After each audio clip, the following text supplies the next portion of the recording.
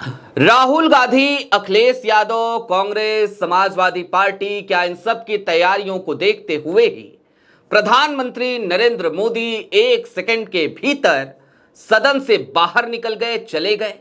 राहुल गांधी ने क्यों कह दिया और क्यों उन्हें कहना पड़ा कि दरअसल प्रधानमंत्री नरेंद्र मोदी यदि विजय का उत्सव मना रहे हैं और इस सत्र को एक नया नाम दे रहे हैं तो फिर वो भाग क्यों रहे हैं, उन्हें चर्चा करनी चाहिए। साथ ही साथ राहुल गांधी ने यह भी कहा कि मेरा तो हक है बोलने का, मैं लीडर ऑफ अपोजिशन हूं, फिर भी मुझे बोलने नहीं दिया जाता।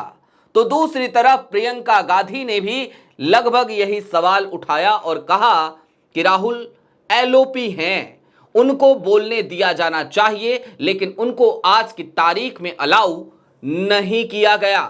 कुल मिलाकर मानसून सत्र में जो उम्मीद थी वही सब कुछ देखने को मिल रहा है और यहां तक कि अब तो ऐसा लगता है जैसे धनखड़ साहब की आत्मा जेपी नड्डा साहब के भीतर आ गई हो, क्योंकि वही बताने लगे हैं, डायरेक्शन देने लगे हैं कि सदन चलेगा तो चलेगा कैसे। कुल मिलाकर यह समझने की जरूरत है कि मानसून सत्र की शुरुआत के साथ ही आज कौन सी विभत्स राजनीति का चेहरा हमें एक बार फिर देखने को मिल रहा है। नमस्कार, मैं स्वप्निल और आप मुद्दा देख रहे हैं। दोस्तों, मानसून सत्र की शुरुआत हो गई और जैसा कि उम्मीद हम पहले से लगाकर बैठे थे, इस सत्र में प्रधानमंत्री नरेंद्र मोदी को घेरा जाएगा तो सिर्फ और सिर्फ उस मुद्दे पर जो मुद्दा इस देश की सामरिक सुरक्षा से जुड़ा हुआ है, यानी कि पहलगाम का हमला, उसके बाद हुआ ऑपरेशन सिंदूर और उसके बाद भारत की विदेश नीति पर मंडराते संकट के कई बादल, ट्रंप के कई बयान और उन बयानों के बीच लगातार भारत सरकार का अपने मुंह पर यूं उंगली रखकर बैठ जाना। राहुल गांधी आज सदन में पहुंचे तो प्रधानमंत्री नरेंद्र मोदी वहां से 9-2-11 हो गए थे।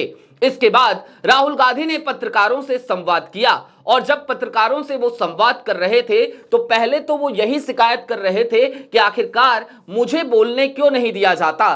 भाई, मैं एक संवैधानिक पद पर बैठा हूं, लीडर ऑफ अपोजिशन हूं, नेता प्रतिपक्ष हूं, फिर भी मेरा हक है बोलने का, लेकिन मुझसे मेरा हक छीना जा रहा है। जरा सोचिए, इस देश की सबसे बड़ी पंचायत में एक संवैधानिक पद पर बैठा व्यक्ति आज की तारीख में यह कहने पर मजबूर है कि उसके हक की सुरक्षा कौन करेगा, क्योंकि उससे उसका हक छीना जा रहा है। इसके बाद एक पत्रकार का एक सवाल आया और उस सवाल के बाद राहुल गांधी ने जो जवाब दिया, जाहिर सी बात है आज की तारीख में पूरे देश में उसी पर चर्चा हो रही है। ज्यादा बेहतर तो यही होगा कि आप एक बार राहुल गांधी का वो बयान सुन लीजिए कि आखिरकार राहुल गांधी ने सीधे तौर पर कैसे प्रधानमंत्री नरेंद्र मोदी को एक लहजे में भगोड़ा तक कह दिया। जो हाउस में डिफेंस मिनिस्टर को बोलने देते हैं, उनके लोगों को बोलने देते हैं, मगर अगर विपक्ष का कोई कुछ कहना चाहता है तो अलाउड नहीं है।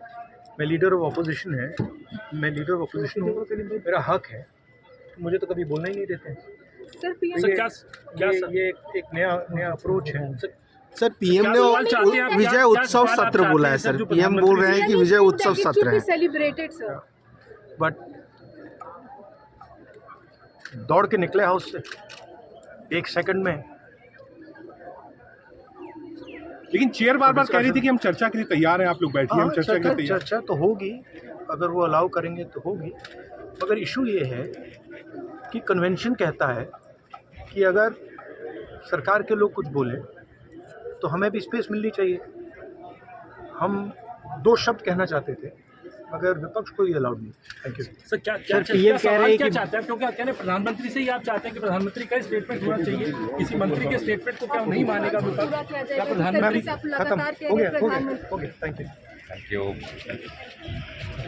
सुना आपने राहुल गांधी का बयान, सीधी सी शिकायत, सीधी सी तकलीफ, सीधा सा दर्द कि मैं संवैधानिक पद पर बैठा हूं लेकिन मुझे बोलने नहीं दिया जाता। ऐसा पहली बार नहीं है जब राहुल गांधी को यह शिकायत करनी पड़ रही है।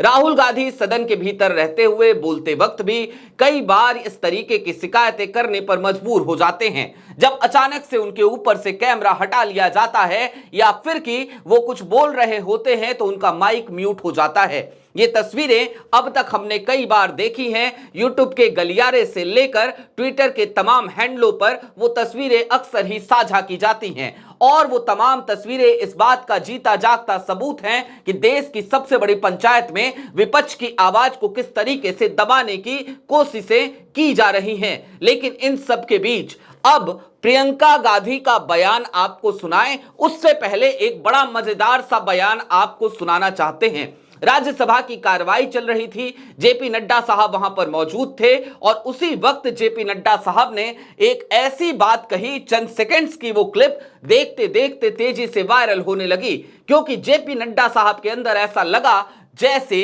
जगदीप धनखड़ साहब की आत्मा आ गई हो। क्या कहा जेपी नड्डा साहब ने, चंद सेकंड की क्लिप जरा रिपीटेशन के साथ सुनिए। Nothing will go on record. Whatever I'll say, that will go on record. You should know. Nothing will go on record. Whatever I'll say, that will go on record. You should know. सुना आपने क्या कह रहे थे JP Nadda साहब? Nothing will go on record.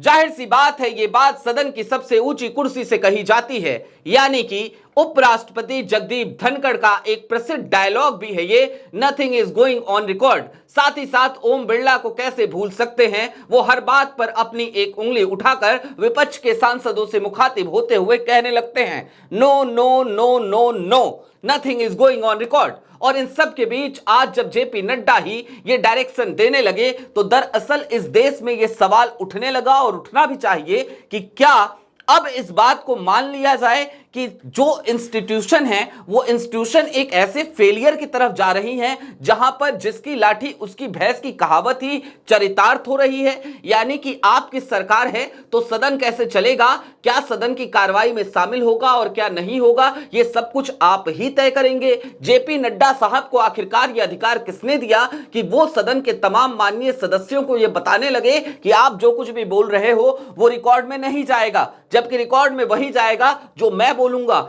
इसके साथ ही साथ उन्होंने कहा यू शुड नो, आपको जानना चाहिए। दरअसल जेपी नड्डा साहब जब ये बात कह रहे थे तो हमें ये समझ में नहीं आया कि जेपी नड्डा साहब को क्यों नहीं ये बात समझ में आ जानी चाहिए कि दरअसल उनकी संवैधानिक हैसियत नहीं है कि वो ये तय करे कि सदन की कार्रवाई में कौन सा हिस्सा शामिल होगा और कौन सा नहीं।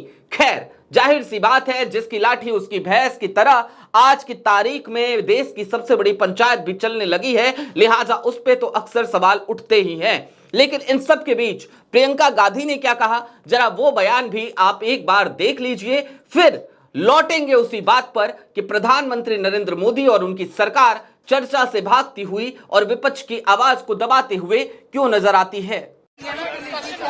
पीएम ने कहा है कि अपोजिशन को एक होकर बात करनी चाहिए।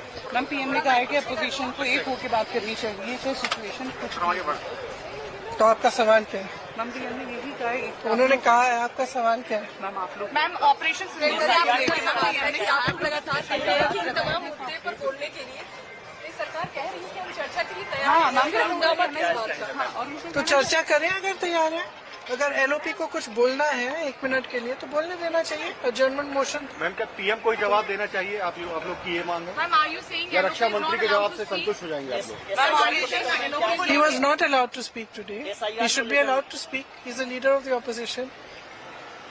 सुना आपने, प्रियंका गांधी ने भी लगभग वही बातें कही जो बातें राहुल गांधी ने कही थी। प्रियंका का भी सीधा सा स्टेटमेंट था कि वो एलओपी हैं, उनको बोलने देना चाहिए, लेकिन एलओपी को भी बोलने नहीं दिया जाता। जाहिर सी बात है ये शिकायत कोई छोटी मोटी शिकायत नहीं है। एक संवैधानिक पद पर बैठा हुआ व्यक्ति यदि अपने अधिकारों के लिए भी गुहार लगाने को मजबूर हो या मीडिया के सामने आकर बोलने के लिए मजबूर हो तो देश की सबसे बड़ी पंचायत में जाहिर सी बात है संवैधानिक पदों पर अतिक्रमण हो रहा है, इस बात में कोई दो राय नहीं रह जाती। लेकिन हाँ, प्रधानमंत्री नरेंद्र मोदी सदन से बाहर क्यों चले गए, जबकि जब वो आए और रस्म के तौर पर उन्होंने पत्रकारों से बात करी सत्र शुरू होने से पहले, तो उन्होंने सभी दलों का धन्यवाद जरूर किया था, लेकिन उसके बाद प्रधानमंत्री नरेंद्र मोदी सदन के भीतर नजर नहीं आए।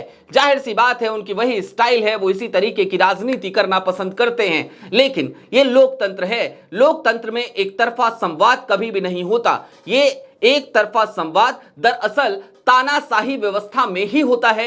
लोकतांत्रिक देश में ऐसा हो रहा है तो जाहिर सी बात है इस पर प्रश्न चिन्ह उठना चाहिए, उठ भी रहा है। लेकिन प्रश्न कितने भी उठें, सरकार जवाब दे तब तो। अब सरकार कब जवाब देगी ये तो सरकार ही जाने। अभी के लिए दीजिए इजाजत। ऐसे ही तमाम अपडेट्स, तमाम डेवलपमेंट्स के लिए जुड़े रहिए मुद्दा के साथ। ये मुद्दा वो मुद्दा नहीं है जहां पर हमने एक एक करके सब्सक्राइबर जोड़े थे। नया चैनल है, लिहाजा सब्सक्राइब भी करें और अपने दोस्तों के साथ शेयर भी, ताकि हम पहले की तरह उसी मुकाम तक पहुंच सके जहां पर हम आपसे सीधे संवाद कर पाते थे और आप तक हमारी वीडियोज आसानी से पहुंच जाया करती थी। शुक्रिया।